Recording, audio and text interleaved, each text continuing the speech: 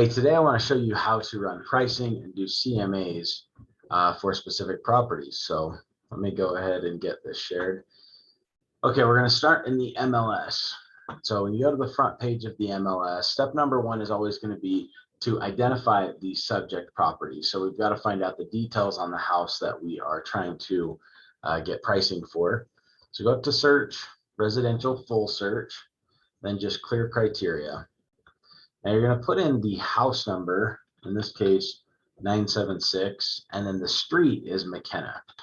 A quick tip is you don't want to put the direction there. So 976, I'm not putting the actual direction there. And then McKenna, I'm not putting road or street or drive. Just keep it as simple as possible. The more simple you put it in there, the more likely you are to find the property you're looking for. So this one says it does have one match. So it has been listed on the MLS before. So I'm going to click view results so I can take a look at it. This is the one here.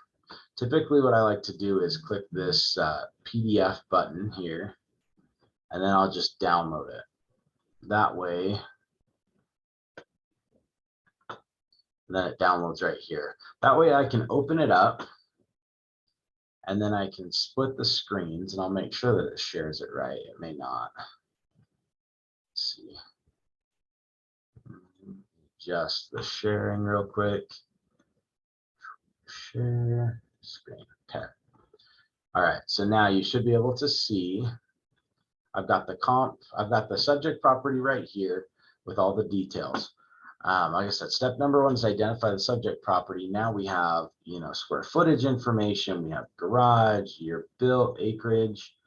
We got all the details. Now, obviously, details that we don't have, say this was someone who reached out, wanted to get pricing on their property. We may not know whether their basement is still finished. See, this says finished basement 0%, but could they have finished their basement? Sure.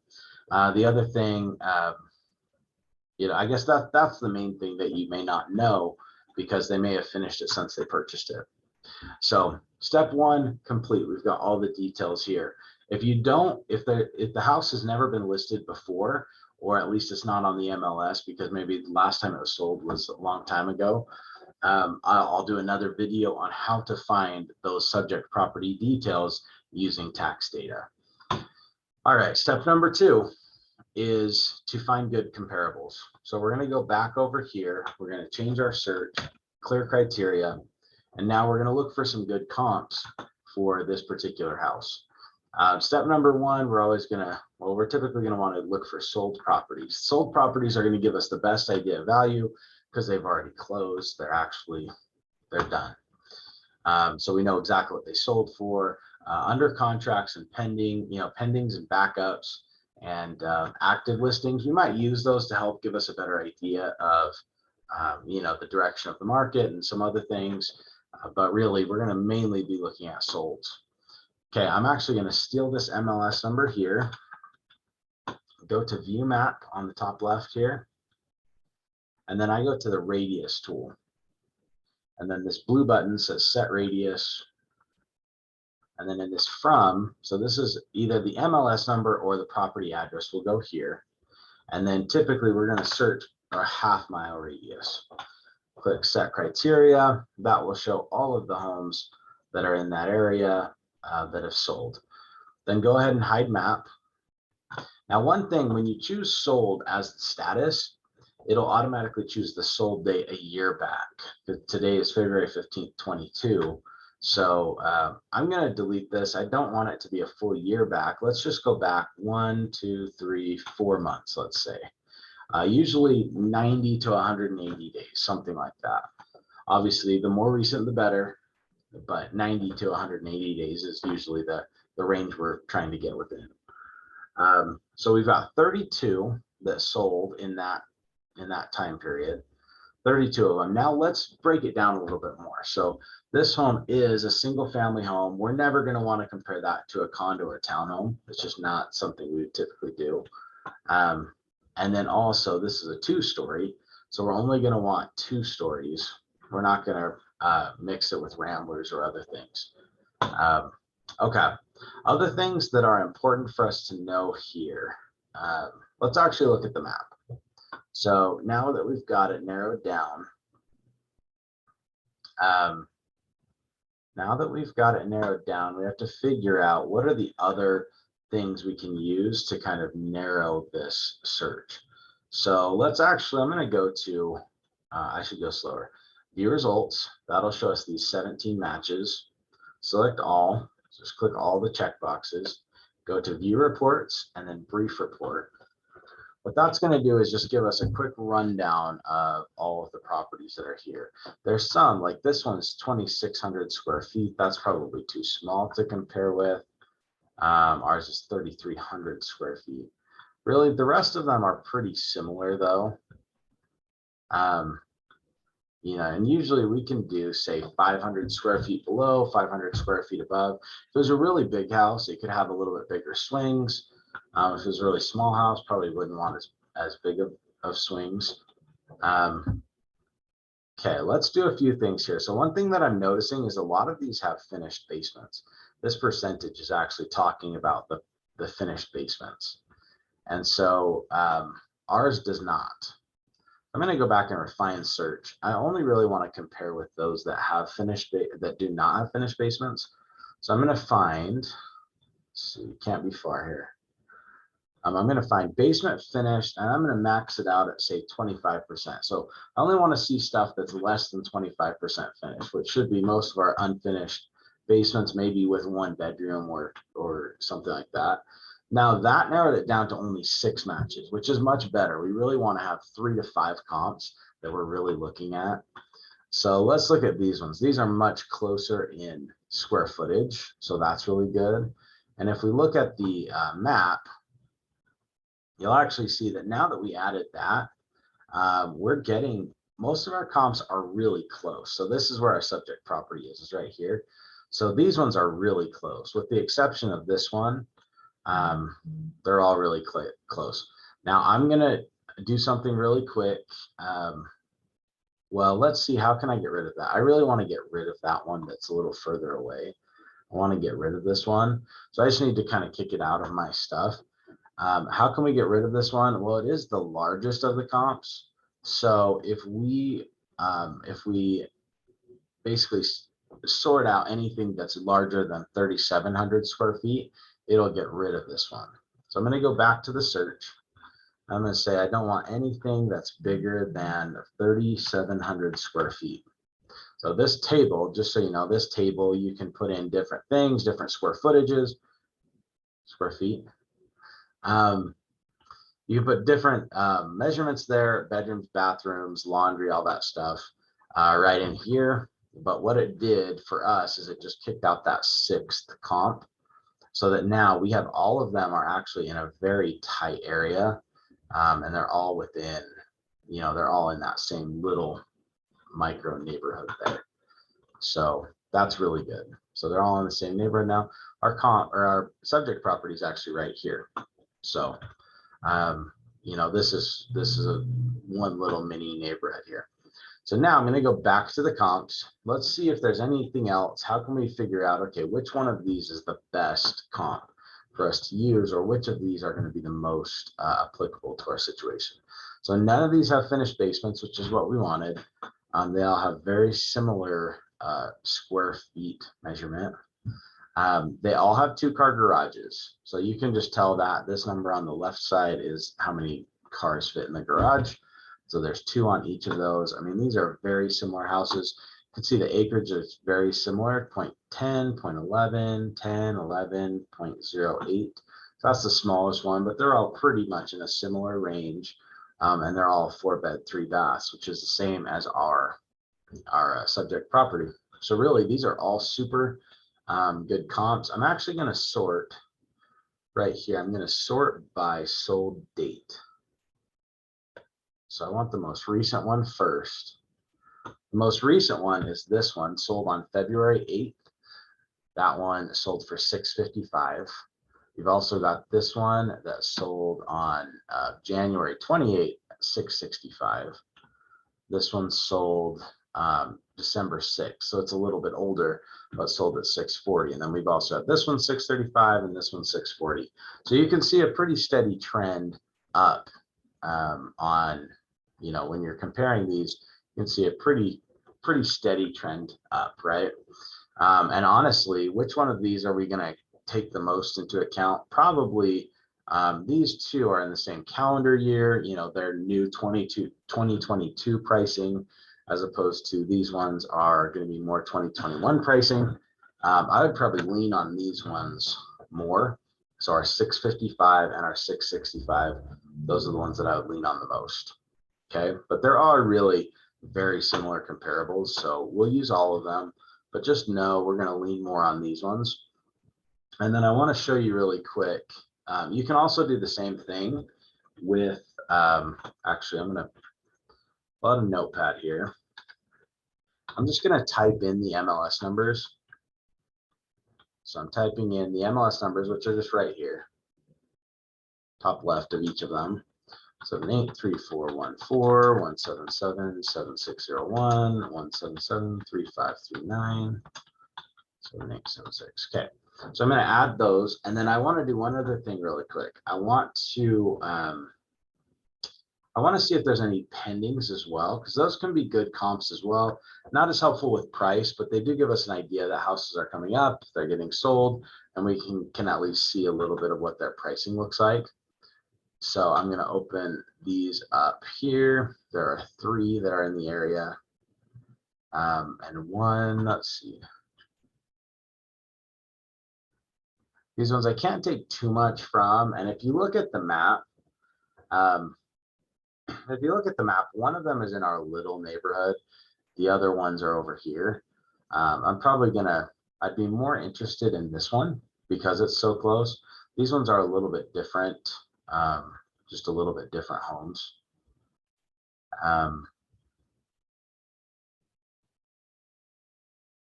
So they're just in a little bit different area, and you'll see they're actually a little more squished together. So I don't really want to use those as the best comps. This 595 we can take, and we'll probably use that at least to show some of what the pricing is doing in there. So that MLS number is 1787745. 787745.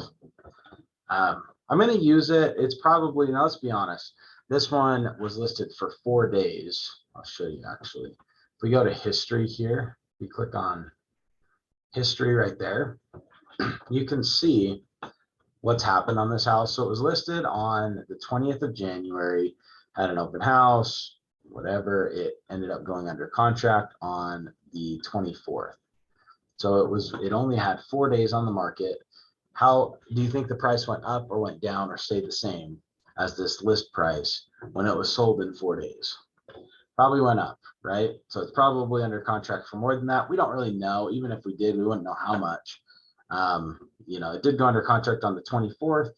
Today is the 15th of February. So hopefully it would close within the next 10 days or so, depending on how long it takes to close. So we could get some more updated info, but anyways, I'm going to use it just so that we have a little bit of updated pricing. This one you can see is a little bit smaller. It's one of the smaller models, and it's listed, a fair amount lower. Honestly, I wouldn't be surprised if that one goes for, a fair amount more. 625, 640 wouldn't sound crazy to me. So anyways, we'll use it as not necessarily a comp, but as something to kind of look at. And other than that, there are no other active listings in the area. So this is going to be the only, if we listed this house, it would be the only one in the area for sale. So anyways, okay, now I'm going to show you one last quick thing. So step 1, figure out the subject property details. Step 2, find good comparables. And that's why I've got them written here. And then I'm going to go to the MLS homepage again. Go into Cloud CMA. Now if you've never gone to Cloud CMA before, yours might look a little different than mine because it's going to have you sign up for the account. It's a free account. It's just if you've never signed into it, it'll ask you some other information. But once you get into it, hit create new report, CMA. You can put in the client's name. So here I'll do Carrie McEwen. Property address 976 West Kenner Road. It should drop down. Now, one quick note, it's going to probably it's pulling this from tax data. And it's only, tax records typically only pull gross living area or above grade living area. So 2,400 square feet. I know that ours is 3,341. Now, typically for my sellers, I'll update that because if they see it and they think that you're basing it on the wrong square footage, it can just make them be nervous about how accurate your data is. So definitely sellers don't like you to have the wrong data there. So I just update it, not because it's going to change anything, but just because, you know, it'll help them feel confident in what we're doing. Now I'm copying all of these MLS numbers that I wrote down. I'm going to paste them right in here. And then I'm just going to hit fetch listings right here. Now you can also do on the right, you can do the quick and dirty version, which just pulls comps for you, but it's not going to pull very good comps. It's just not, it doesn't have access to quite as much information. And sometimes things get sorted out wrong. So typically I'm going to pull my own comps and then just load them in there. Then I click fetch listings. That's going to put it into this report here. That shows me all the listings that I'm looking at. You can see they're all in a very tight area, all right in that neighborhood. Then I'll go to customize report. Oh, it does say you can put the price in there. Just so you know, I don't typically put the price in there just because I don't want to go to my listing appointment with a thing that says your house is worth, you know, your house is worth 650,000. Because what does the next realtor have to do to steal that listing from me? They just have to tell them that it's 660. And all of a sudden they want to list with them because, you know, they told them a higher number. Well, we're all dealing with the same market. Obviously, we're aggressive marketers of real estate. We're not leaving any stone unturned. So we're going to get them top dollar. Ultimately, the market decides, you know, what the value of their home is. So you just don't want to make yourself vulnerable that way. And then here's a quick idea of what I have mine set up like. Yours will probably have a fair amount more options here. So you can look on the standard things over here. There's all these different pages that you can put in your CMA. I don't usually put too many. If you want to see what each page looks like you can click, there's a little eyeball and it's probably really hard to see, but there's an eyeball that shows up on the right side of any of these forms.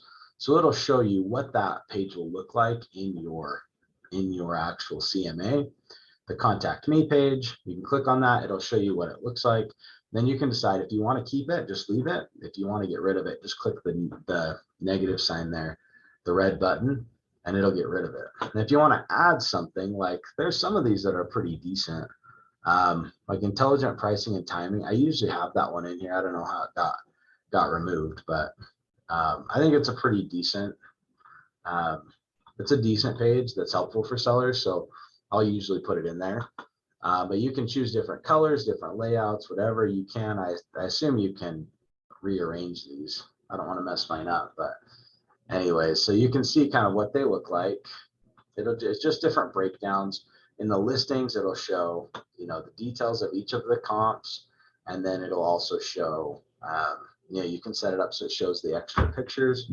So it'll show, you know, all the inside pictures in a pretty condensed way, so it doesn't take a bunch of ink and a bunch of paper.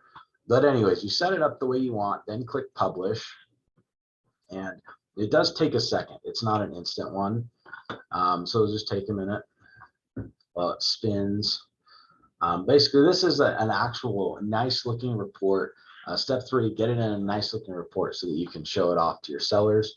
Once it's done spinning like it is now, click view PDF, and then yeah, you can see kind of what it looks like. So it's really nice. It's got a bunch of information for them. It goes through all the details of these houses. Shows, again, it'll have 2 big pictures, and then it'll have, you know, 12 on the next page. It'll go through all the comps, and then it'll just kind of compare those. There's some kind of charts at the end where it'll show, yeah, you know, it'll show average days on market, price per square foot, whatnot. It'll kind of break down. This is interesting. It shows the percentage of the original list price. So is it selling below list price, above list price? Kind of going into some of that. Anyway, so this, then you can download it and email it to someone. Typically, I'm printing it and taking it with me as kind of a good looking report that I can show off to my sellers. Then you're just going to walk through it with them and say, hey, here are the comps that are in your area. And then as you're talking about pricing, you can, based on the data, rather than, their emotional connection with the house and all the other things. So anyways, hopefully that's helpful. CMAs are super quick and easy. They're all kind of based on the same concepts, but you just tweak it a little bit for each neighborhood to make sure you're getting the most similar comparables possible. Remember, step one, identify the subject properties. Step two is find good comparable properties. And then step three, put it in a good looking report. I like to use Cloud CMA. So hopefully that was helpful, and good luck out there.